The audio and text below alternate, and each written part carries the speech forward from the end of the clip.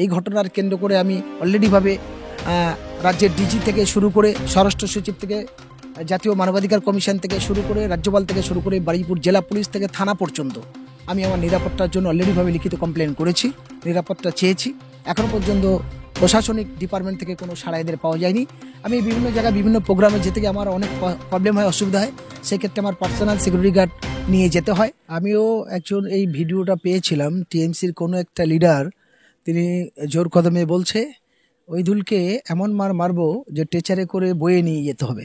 সুতরাং আপনাদের মাধ্যমে আমি দেখে যেটা বলতে চাই যে এর আগে যখন তৃণমূল নিজেদের গোষ্ঠীদ্বন্দ্বে করে নিরাপত্তা বাড়ানোর জন্য তখন নিজেরা আক্রমণ করলেন, রাজ্যকে খুন করলেন, বিনিময় কী করলো, তড়িঘড়িভাবে শওকত মোল্লার নেতৃত্বে প্রশাসনিকভাবে বসে তাদের দল পাওয়ারে আছে বলে তারা একনায়কতন্ত্রভাবে তাদের প্রত্যেকটা ব্লকের সভাপতি, অঞ্চল সভাপতি, তাদের একজন পঞ্চায়েত মেম্বার পর্যন্ত সবার নিরাপত্তা দিয়ে দিয়েছে, সিকিউরিটি গার্ডের ব্যবস্থা করেছে।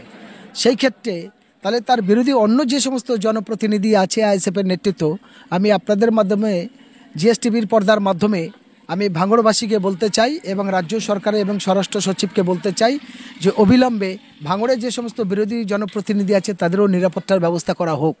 রইদুল সহ যত আইএসএফের অন্য নেতৃত্ব আছে বা অন্য দলের আছে তাদেরকেও নিরাপত্তার ব্যবস্থা দেওয়া হোক। কারণ খুন সন্ত্রাস এগুলো ভালো জিনিস নয়। আমাদের সংবিধান যখন তৈরি হওয়ার আগে এই দেশের মানুষের নিরাপত্তার স্বার্থে ইংরেজ ব্রিটিশের বিরুদ্ধে লড়াই করে তবে দেশ স্বাধীন হয়েছে। সেই স্বাধীন দেশের জনগণ পরাধীন হয়ে থাকবে, এটা বড় দুর্ভাগ্যের ব্যাপার। গণতন্ত্রের কথা বলবো আর দলতন্ত্র রাজিত্ব করব, ক্ষমতার অপব্যবহার করব, এটা ঠিক জিনিস নয়। যদি তৃণমূল কংগ্রেসের নেতৃত্বরা বা রাজ্য সরকার বা পুলিশ তারা যদি গণতন্ত্রকে বিশ্বাসিত হয়, তারা যদি সংবিধান মানে, তারা যদি স্বাধীন দেশের স্বাধীনতা মানে, তাহলে প্রত্যেকটা মানুষের জীবনের ক্ষেত্রে নিরাপত্তার প্রয়োজন আছে। যারা জনপ্রতিনিধি, যারা কাজ করতে গিয়ে ইগো লড়াই হচ্ছে এবং রাজনৈতিক হিংসা সেখানে ছড়াচ্ছে, প্রতিনিয়ত সন্ত্রাস সৃষ্টি এখানে হচ্ছে, ভাঙড় আতঙ্কিত। সেই ক্ষেত্রে সমস্ত পলিটিক্যাল পার্টি যখন শাসক পাবে তাহলে বিরোধী বা অন্যরা পাবে না কেন? এটা আমাদের বক্তব্য খুব ক্লিয়ার।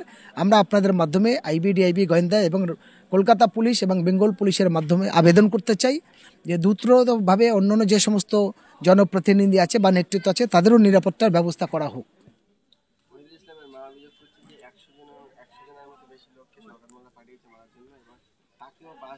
এটা আমি নিজে চোখেই তার অনেকটা প্রমাণ পেয়েছিলাম, কারণ আমি একদিন ভাঙড়ে যাচ্ছি, আমার সঙ্গে আরও একজন ছিল, তো আমরা বাইকে যাচ্ছি, দেখলাম এদিক থেকে প্রচুর মানুষ হাতে কোদালের বাট, শাবল, এবং ছোট ছোট বন্দুকও দেখেছি।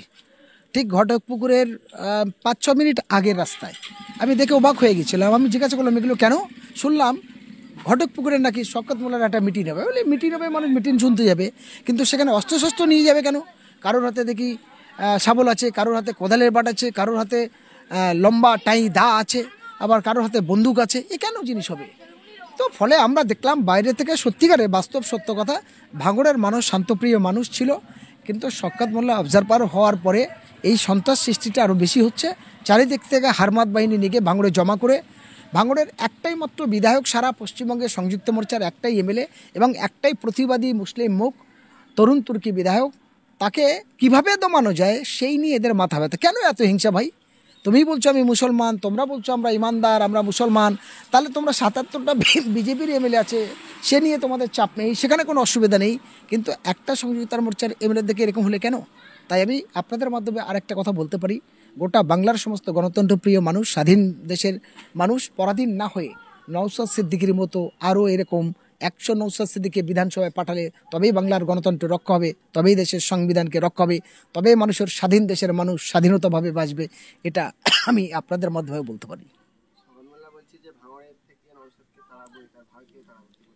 দেখুন, শওকত মোল্লার কাজটাই হচ্ছে শুরু থেকেই হলো গুন্ডামি করা, শুরু থেকেই হচ্ছে মানুষকে ভয় দেখিয়ে জুলুম করে অত্যাচার করে টিকে থাকা। এখন সে নিজে ভয়তে মরছে। শওকত মোল্লা পরের অন্যদের ভয় দেখা থেকে পরের গর্ত খুলেছে কবর দেওয়ার, সেই কবরে গর্তে নিজে পড়ে যাচ্ছে। তাই এখন নিজে ভয়তে 5 গাড়ি পুলিশ নিয়ে ঘুরতে হচ্ছে। নিজেও তো একা স্বচ্ছতাভাবে নেই, নিজে তো তার নিরাশ নেই, একা ঘুরতে পারে না, আমাদের মতো সঠিকভাবে চলতে পারে না, 5 গাড়ি পুলিশ নিয়ে ঘুরতে হচ্ছে। সে কোনো মন্ত্রী নয়, সে কোনো বড় কোনো ব্যক্তি নয়, ওরকম আরও 293টা বিধায়ক আছে। তাহলে শওকত মোল্লার যদি এত নিরাপত্তা থাকে, তাহলে অন্যান্য বিধায়কের পিছনে রাজ্য সরকারের প্রত্যেকটা বিধায়কের পিছনে 4 গাড়ি করে পুলিশ দিক, 5 গাড়ি করে দিক, তাহলে তো বুঝবো। কিন্তু এটা কেন এই দ্বিচারিতা? কারণ তার কয়লা পাচারের টাকা আছে নাকি? তাকে ওই নদীর চড় বেচার টাকা আছে নাকি? তাকে অন্য অন্য দুর্নীতিগ্রস্ত টাকা আছে নাকি, তাই তার টাকার পাহাড় বাঁচানোর জন্য তার নিরাপত্তা দিতে হবে? ফলে এটা বুঝে নিতে হবে, কারণ তার মধ্যে দুর্বলতা আছে, তার মধ্যে মানুষের প্রতি বিশ্বাস নেই, ভালোবাসা নেই, ভ্রাতৃত্ববোধ নেই, মিলনতিথি নেই। সে নিজে ভয় দেয়, আতঙ্কিত, তো অন্যদের ভয় দেখাবে, এটাই তার কাজ।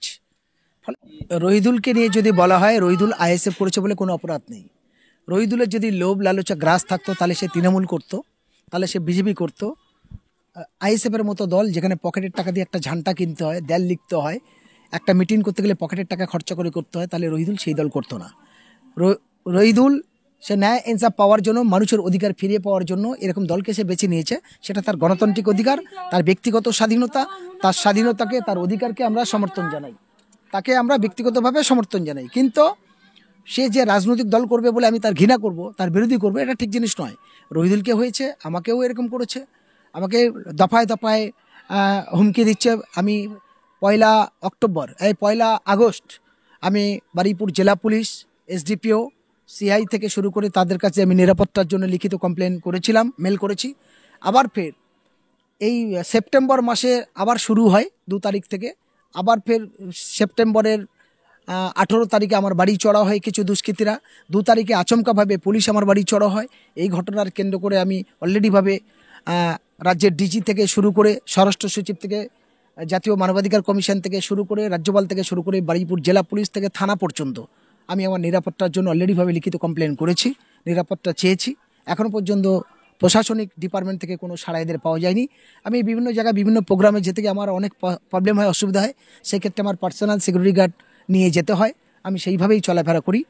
তো আপনাদের মাধ্যমে যখন এই কথাটা এসছে, আমি আবারও বলতে চাই, রাজ্য সরকারের উচিত এবং সমস্ত আইবিডিআইবি গোয়েন্দা বিভাগের উচিত, আমাদের মতো সামাজিক মানুষ, আমরা নিঃস্বার্থে কোনো সরকারি মাইনে পাই না, নিজের টাকা খরচা করে মানুষের নিরাপত্তার ক্ষেত্রে ছুটে যাই।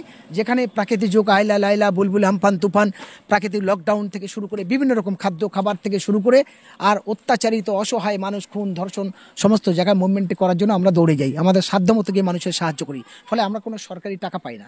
আর যারা সরকারি মাইনে পায়, এমএলএ, এমপি, পঞ্চায়েত প্রধান, পুলিশ মাস্টার শুরু, তারা কিন্তু সব নীরব থাকে, সেই জায়গাটা সঠিক ভূমিকা পালন করতে পারে না। তাহলে সরকারের উচিত আমাদের নিরাপত্তার ব্যবস্থা করা, এবং রাজ্য সরকারের শাসক দলের উচিত, সমস্ত প্রশাসন ডিপার্টমেন্টের উচিত আমাদের নিরাপত্তার ব্যবস্থা করা। যদি নিরাপত্তা দিতে না পারে, সেটা সরকারের ব্যর্থতা, সেটা প্রশাসন ডিপার্টমেন্টের ব্যর্থতা। কারণ আমরা আমাদের যে অভিযোগ করার, সেটা আমরা লিখিতভাবে সমস্ত ডিপার্টমেন্টে দিয়েছি।